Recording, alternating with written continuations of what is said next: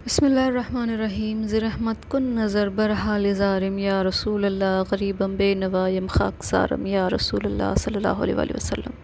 السلام علیکم ورحمۃ اللہ وبرکاتہ۔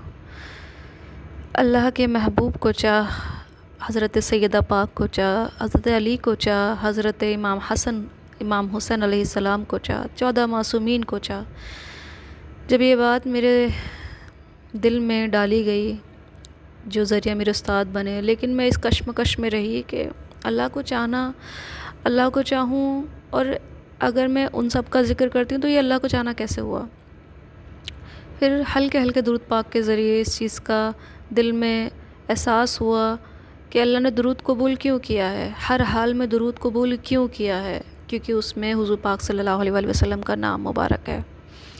ایک قول کے مطابق حضور پاک صلی اللہ علیہ وآلہ وسلم فرماتے ہیں کہ جس کے دل میں میرے آل کے لیے محبت نہیں ہوگی، جس کے دل میں میری اولاد کے لیے ذرا سی محبت نہیں ہوگی، تو اللہ اس کی عبادتوں کو قبول نہیں کرے گا۔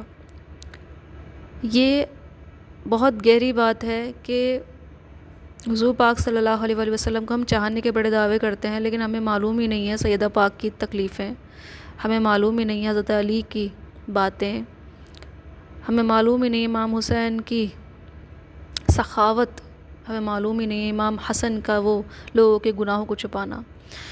پھر اس کے بعد جب اس بات کی طرف آگے بڑھنے کی کوشش کی تو کسی نے مجھے سجھاؤ دیا، بہت نیک انسان ہے وہ بھی، انہوں نے کہا درود ابراہیمی پڑھو۔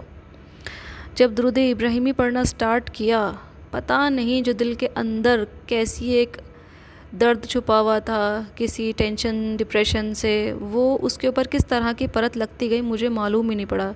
مجھے پڑھتے پڑھتے 15-20 دن ہوئے تھے، مشکل سے ایک تسبیح بھی پوری نہیں ہو پاتی تھی، لیکن ایسا ہوا کہ میں اپنا غم ہی بھول گئی کہ میں کس ٹینشن اور کس ڈپریشن میں رہتی تھی۔ دوسری بات، اس کے بعد میرا درود ابراہیمی سے ایسا لگا کہ شاید میں نے کوئی محبت کو محسوس کیا، یعنی کہ میں کسی مطلب کہتے ہیں نا آپ کھل کے، میں تھوڑے جذبات اس طریقے سے نہیں ہوتے، میں کسی سے نہیں کہہ پاتی کہ مجھے چیز پسند ہے، مجھے چیز پسند ہے، نہیں۔ لیکن پہلا وہ ایسا تھا کہ جب درود ابراہیمی نے میرے دل کو چھوا تو میں بے ساختہ کہتی تھی کہ درود ابراہیمی میری محبت ہے، اور اس بات کو کہتے کہتے ہی مجھے لطف آ جایا کرتا تھا کہ درود ابراہیمی میری محبت ہے۔ پھر الحمدللہ جب گروپ سٹارٹ ہوا تھا تو محرم کا وقت آنے کے قریب تھا، تو ہم نے اس کو درود ابراہیمی کو ایک تسبیح سب پر ہم نے بول دیا تھا کہ جتنے بھی حضور پاک صلی اللہ علیہ وآلہ وسلم امام حسین علیہ السلام سے محبت کرتے ہیں ان کو لازم ہے کہ وہ درود ابراہیمی ہی پڑھیں، ایک تسبیح ضرور اپنی زندگی میں شامل کریں۔ اس طریقے سے ہمارے زندگی میں اور دوسروں بہنوں بھائیوں کی زندگی میں درود ابراہیمی شامل ہوا، اور آج ہم تڑپتے ہیں کہ اللہ تو ہمیں امام حسین علیہ السلام کا ایسی محبت دے کہ ان کی محبت میں ہی رو رو کر میں وفات پا جاؤں۔ مجھے ان کی یاد میں رونا، امام حسین علیہ السلام کی یاد میں رونا، اب ایسا لگتا ہے کہ میں نے اپنی زندگی کہاں برباد کر دی۔ مجھے معلوم ہی نہیں تھا کہ محرم کیا ہوتے ہیں، مجھے معلوم ہی نہیں تھا پڑھائی لکھائی، پھر ڈگری، یہ سب چیزوں میں جاب میں محرم آتے تھے، بس ہمیں یہ پتا تھا کہ کچھ لوگ ایسا کرتے ہیں، کچھ لوگ ایسا کرتے ہیں، ہمیں نہیں پتا ہم کیا کرتے ہیں، ہمیں اپنا نہیں پتا تھا، ہم دوسروں کو دیکھتے تھے وہاں پہ ایسا ہوتا ہے، وہاں پہ ایسا ہوتا ہے، لیکن ہم نے پتہ ہی نہیں کہ یہ نواسہ رسول صلی اللہ علیہ وآلہ وسلم کے ساتھ جو ہوا ہے اس میں کتنا تکلیف دہ والا معاملہ ہے، اور ہم نے غور ہی نہیں کیا۔ آپ سپوز کیجئے کسی کا جب کوئی اپنا انتقال کر جاتا ہے تو انسان اس کے کیا 40ویں پہ ڈھول بجاتا ہے، لیکن آج یہ امت امام حسین علیہ السلام کے 40ویں پہ یعنی کہ چیلم پہ ڈھول تماشے بجاتی ہے، اور افسوس کی بات یہ ہے کہ ہمیں پتہ ہی نہیں تھا کہ ڈھول تماشے ہوتے کس بات کے، لیکن جب درود ابراہیمی کو ہم نے اپنی زندگی میں اللہ کی رحمت سے شامل کیا تو ہمیں وہ افسوس اس قدر بڑا لگا کہ ہم کتنے بڑے خسارے میں تھے کہ ہم کبھی پڑھ ہی نہیں پائے۔ الحمدللہ وہ کام میں شامل نہیں تھے، لیکن ہم نے کبھی اس کام کو روکا نہیں، اس بات کی بہت تکلیف رہی کہ ہمارے سامنے یہ سب کام ہوتے رہے، ہم اس کو روک بھی نہیں پائے۔ پر انشاءاللہ کہ چاہے کوئی بھی مجھے کتنا برا بھی کہے، کتنا بھی برا جان لے، کتنا بھی کچھ بھی کہے، ریاکار کہے، برا کہے، دکھاوا کہے، یا عام لفظ میں بولتے ہیں لوگ کہ آئی بڑی ملانی، کچھ بھی کہے، لیکن میں اپنے حضور پاک صلی اللہ علیہ وسلم ان کے آل کے ساتھ وفا کرنا چاہتی ہوں کہ میں نیک بنوں نہ بنوں، لیکن میں غدار نہیں بننا چاہتی. میں محبت کرنا چاہتی ہوں تو کامل محبت کرنا چاہتی ہوں. میں ایسی محبت نہیں چاہتی کہ محرم پہ تو رو رہی ہوں اور چیلم پہ میں ڈھول تماشے دیکھنے جا رہی ہوں.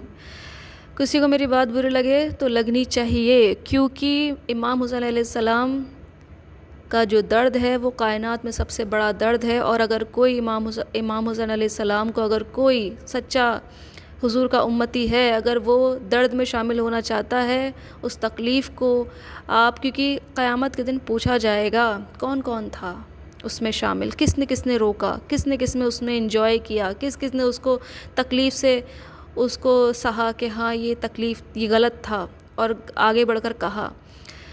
درود ابراہیمی الحمدللہ بہت سارے لوگوں کے دلوں میں امام حسین علیہ السلام، سیدہ بی بی پاک سلام اللہ علیہا، حضرت علی اور تمام اہل بیت کے بارے میں ہمارے سینوں میں درود ابراہیمی کے ذریعے ہی غور و فکر آیا ہے. یہ ہے درود ابراہیمی کی خاص بات جو میں ہمیشہ چاہتی ہوں کہ میرا مرتے دم تک میری زبان پر درود ابراہیمی جاری و ساری رہے.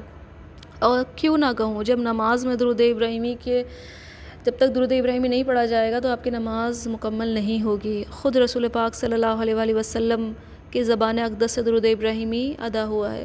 میں آپ کو فضیلتیں کیا بتاؤں، آپ کو خود بخود فضیلتیں معلوم ہو جائیں گی جب آپ درود ابراہیمی پڑھنے لگ جائیں گے. آپ کا دل امام حسین علیہ السلام کی یاد میں تڑپنے لگے گا. آپ کو لگے گا کہ ہاں ہم صرف ریاکار غلام ہیں، ہم صرف دکھاوے کے وہ ہیں حضور پاک صلی اللہ علیہ وسلم سے محبت کرنے والے. لیکن جب حضور پاک صلی اللہ علیہ وسلم کی آل کی جب شہادت کا دن آتا ہے تو ہم کس طرح سے بیہیو کرتے ہیں، کس طرح سے اس کو مناتے ہیں. آگے کی زندگی کے لیے بس یہی نیت کرتی ہوں کہ میں جہاں جہاں میرا قدم اللہ پاک جہاں جہاں رکھے گا، وہاں پہ اگر اہل بیت کے بارے میں اگر کوئی بھی بے ادبی ہوئی تو میں اس کو نہیں سنوں گی اور میں اس کو صاف وہاں رکوں گی. اگر کوئی پیار سے رکتا ہے تو ٹھیک ہے، نہیں تو میں خود وہاں سے ہٹ جاؤں گی. یہ میں نے نیت کی ہے، کیونکہ اگر میں نے یہ جملہ آتا ہے نا کہ محمد سے وفا تو ہم تیرے ہیں، یہ جہاں چیز ہے کیا لوح و قلم تیرے ہیں. آپ نے ابھی وفا کری ہی نہیں ہے، ہم نے ابھی وفا کری ہی نہیں ہے. صرف نماز پڑھنا، روزے رکھنا، زکوٰۃ دینا، خیرات دینا یہ کافی نہیں ہے. ایک قرآن میں ایک آیت کا مفہوم ہے کہ اللہ، اس کے رسول اور اس کی راہ میں جہاد سے بڑھ کر اگر آپ کو آپ کی بیوی، آپ کا شوہر، آپ کی اولاد، آپ کا نام، آپ کا رتبہ، آپ کی دولت، آپ کا تمام جو بھی چیزیں ہیں آپ کو اللہ، اس کے رسول اور اس کی راہ میں زیادہ بڑھ کر محبوب ہیں تو جاؤ، انتظار کرو کہ تمہارے لیے پروانہ جاری ہو جائے. مطلب اتنا اللہ نے ناراضگی دکھائی ہے. دوسری چیز، ہمارا ایمان کامل نہیں ہوتا جب تک کہ ہم ہر چیز سے بڑھ کر اپنے پیارے آقا صلی اللہ علیہ وآلہ وسلم کو نہ چاہیں. اور حضور پاک صلی اللہ علیہ وسلم کا قول ہے کہ حسین مجھ سے ہے اور میں حسین سے ہوں. اور ہم کیا کرتے ہیں؟ تو میری گزارش ہے جو یہ اس کو سنے، میری صرف یہ گزارش ہے کہ چاہیں چند مرتبہ ہی صحیح، 11 مرتبہ، 21 مرتبہ، 41 مرتبہ اس طریقے سے درود ابراہیمی کو ضرور شامل کریں. کیونکہ آپ کو نہیں پتہ، ہم جیسے بھی ہوں درود ابراہیمی اچھوں کو سنوار دیتا ہے. جب مجھ جیسی کو سنوار دیا، میں کیوں نہ کہوں سنوار دیا. پہلے میری زندگی، اتنے سال کی زندگی بنا اہل بیت کو یاد کرے ہوئے نکل گئی، بنا رسول اللہ کو یاد کرے ہوئے نکل گئی. اور اب جا کر درود کی برکت سے مجھے اہل بیت کے بارے میں جب کہیں بات ہوتی ہے، چرچا ہوتا ہے، ان کی تعریف ہوتی ہے تو میرا دل خوشی سے پھولتا ہے. اور جہاں پہ ان کی دین کی تذلیل ہو رہی ہوتی ہے کہ ہاں درد حسین کے دنوں میں لوگ ہنسی مذاق ٹھٹے بازی کرتے ہیں تو مجھے بہت زیادہ کوفت گزرتی ہے اور مجھے بہت ناگوار گزرتا ہے وہ شخص بھی جو یہ عمل کرتا ہے. اللہ ہم سب کو معاف کرے. اور میری آپ سب سے ریکویسٹ ہے کہ کوشش کیجئے کہ درود ابراہیمی کو اپنی زندگی میں شامل کر لیجئے. چاہے 3 مرتبہ، چاہے 11 مرتبہ، چاہے 21 مرتبہ سے شروعات کیجئے اور آپ ایک تسبیح درود ابراہیمی سچی نیت کے ساتھ پڑھیے. آپ یقین مانیں، میں بتا سکتی ہوں آپ کو کہ آپ کا کوئی مسئلہ ہی نہیں رہے گا. جب آپ محبت کی طرف بڑھیں گے نا تو اللہ تمام جو جتنے بھی آپ کو گھیر رہی ہیں نا چیزیں، محبت آپ بڑھ رہے ہیں اللہ کی طرف تو اللہ باقی چیزوں کو آپ کی طرف کیوں بڑھنے دے گا؟ اس بات پہ سوچئے.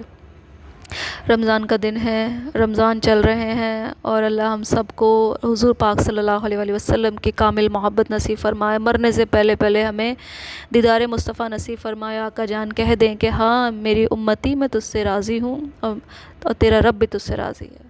السلام علیکم۔